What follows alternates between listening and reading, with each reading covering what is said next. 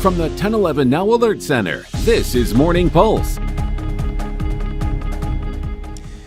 Good morning. This is Craig Allison with your Morning Pulse for Tuesday, January 27th. Before we get into our local headlines this morning, our question of the day was this classroom item may have fallen out of favor, but many educators say they still prefer them.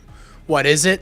Well, this morning I guessed whiteboards, but I was just off. The answer is blackboards or chalkboards. So there you have it. There's your answer for question of the day. If you want to participate, be sure to head over to our 1011 Facebook page, put in your guess in the comments. We read off some of your viewer guesses over on the show 1011 this morning. We'll read off the answer at the end of the show around 7 a.m. That being said, let's get into our local headlines this morning. Got a lot of local news in the lineup. Starting things off, an update from last night on a fire at an East Lincoln home. We're now learning the fire caused almost $200,000 in damage.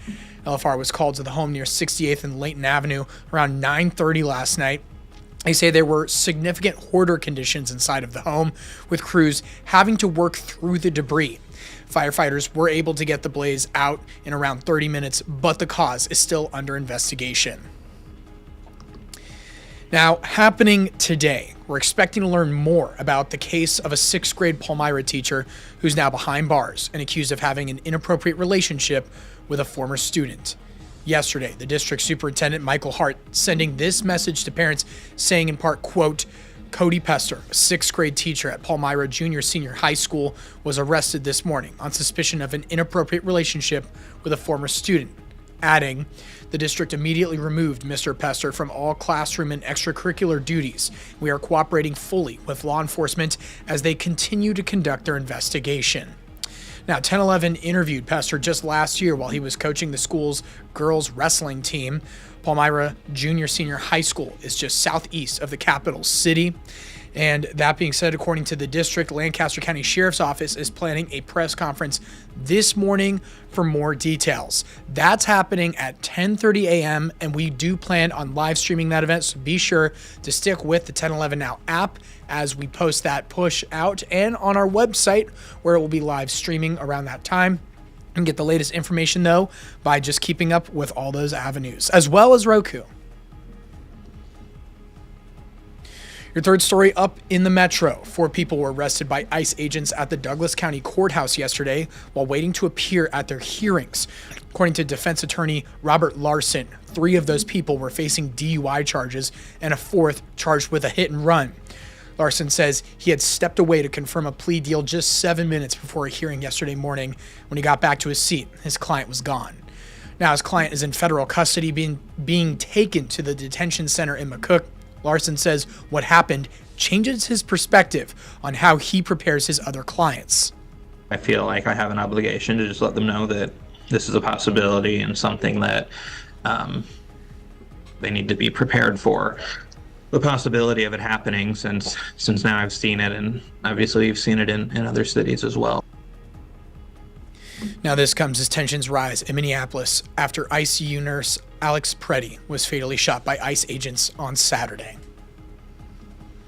Fourth story, and over in central Nebraska, the Aurora Police Department released new information about a reported threat causing the schools to go into lockdown yesterday afternoon. Around 10:15 Monday morning, police received a report of an active threat at Aurora High School. School administration was immediately notified by police, and the high school and middle school went into lockdown. Police then searched both schools and did not find a threat. Lockdown was lifted just after 12:30, but the investigation into that threat is still ongoing. Now switching things over to sports. Nebraska men's basketball team is now the 5th ranked team in the country, the highest ranking in program history. Nebraska reached the spot after wins over Washington and Minnesota last week. Huskers are now preparing for a top 5 matchup on the road against number 3 Michigan this evening. It's Nebraska's 3rd game against a ranked opponent this season.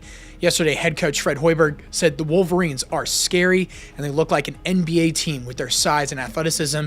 Here's what he had to say the Huskers have to do to get that win.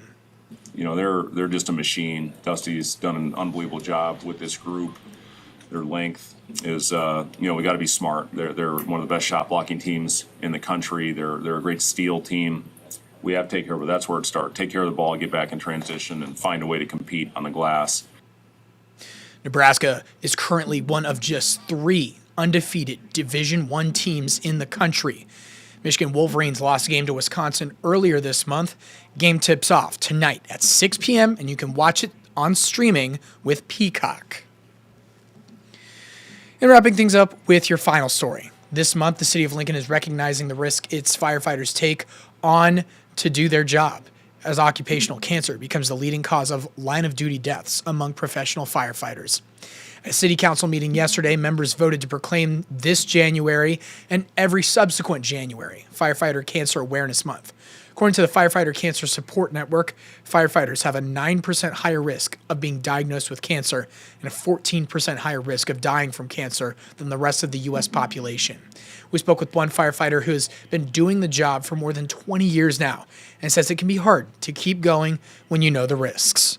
You see the end of your career laying in a bed dying from cancer as a high potential. But in the end, whatever's in that innate quality inside people like myself that have the desire to help people regardless of what happens to us in the end, it's just who we are and how we're built. The proclamation is aimed at increasing support for firefighters and their families, with the ultimate goal of increasing funding for research and preventative solutions to keep them from getting cancer. That's going to be your morning pulse for this Tuesday morning. And before we toss things over to Brandon Rector, we'll give you a look at our 7-day forecast. It's cold out there, but certainly warmer compared to the last few days.